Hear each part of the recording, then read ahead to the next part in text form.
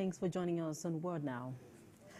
Secretary General, United Nations, Antonio Guterres, says the success of the ongoing climate change summit, dubbed COP28, depends on the global stocktake prescribing a credible cure in 3 key areas. He said, firstly, there must be a very drastic cut in global emissions because current policies would lead to an earth-scorching 3-degree temperature rise. He is recommending that nations must limit the emission of greenhouse gases to 1.5-degree limit. The success of the COP depends on the global stocktake prescribing a credible cure in 3 areas. First, drastically cutting emissions. Current policies would lead to an earth-scorching 3-degree temperature rise. So the global stocktake must set clear expectations for economy-wide national determined contributions presented by all countries that cover all greenhouse gases and align with 1.5-degree limits.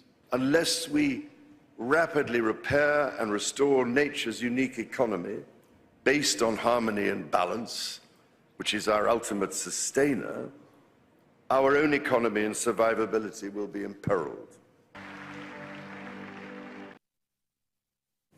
And for an in-depth look into the climate change summit in the United Arab Emirates, I'm now being joined live by the African Regional Climate Director, Corporate Accountability, Helen Neyman.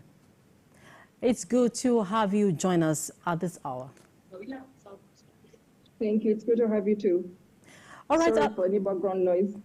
It's fine. Now, let's have your thoughts quickly. From an analyst perspective, what factors do you think has contributed to the perceived loss of direction in addressing climate change, and how do you think we can reignite progress? Thank you so much. I mean, the major cause of this definitely is the presence of fossil fuel corporations within the climate talks. I think you heard in 2018 when Shell, head Shell executive posted about taking part in forming the letter and the spirit of the Paris Agreement, and which is true, they actually formed part of Article 6.2, which is on market mechanism, a very false solution to the averting the climate crisis. We have the global north governments that are the chief polluters that are just watering down this process, are not keeping to their commitments. And for the most part, if this is the trend that is happening, and that's why we're not seeing any real action. Now, let's quickly talk about the ongoing deliberations at COP28 Summit. Now, how would you describe the current negotiations at the summit, considering King Charles's call for swift action? Well, I mean, those are political statements. We have had them over the years. Global North governments, even African governments, can make commitments, make promises of real action, but we're not seeing any real action. I'll give you an example of finance. For 14 years now, the Global North pledged to give $100 billion every year for climate finance. And to this day, we're only seeing crumbs and broken promises.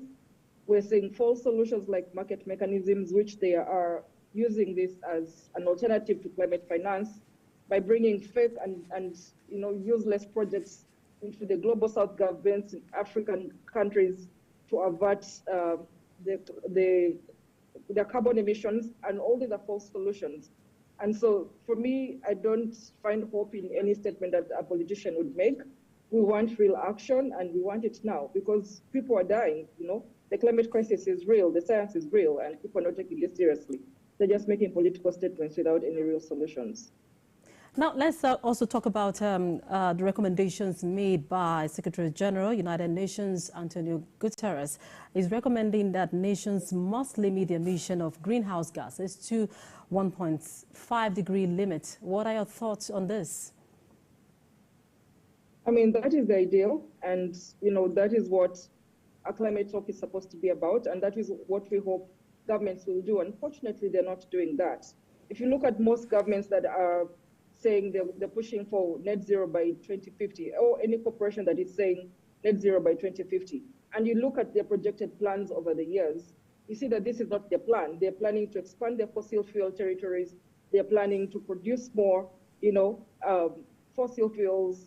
They're planning to grow more genetically modified crops. So really, for me, it's one statement to be said, and that's a very important statement, that is a commitment that the UNFCCC has. But if we see what is on the ground is not what is being said. So I agree with him, definitely. But we need actions within the Paris Agreement to see that people are pushing for real solutions. All right, of course, Helen Neyman, the Regional Climate Director, Corporate Accountability, sharing her thoughts with us on the ongoing climate summits in United Arab Emirates. Thank you for sharing thoughts with us at this time. Thank you so much for having me. And moving on, a fragile truce between Israel and Hamas collapsed on Friday after a 7-day extension. Israel says that it's pulling its Mossad negotiators, mediating efforts to secure a renewed pause in its bombardment of the besieged Gaza out of Qatar after